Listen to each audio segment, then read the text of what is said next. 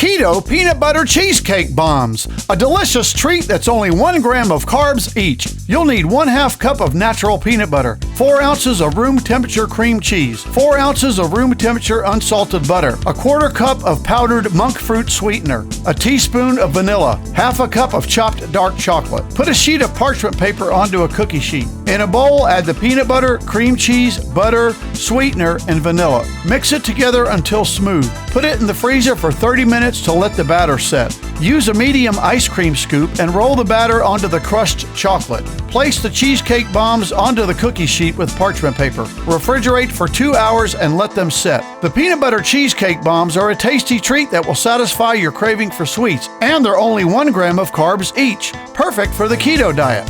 They were delicious. Until next time, bon appetit.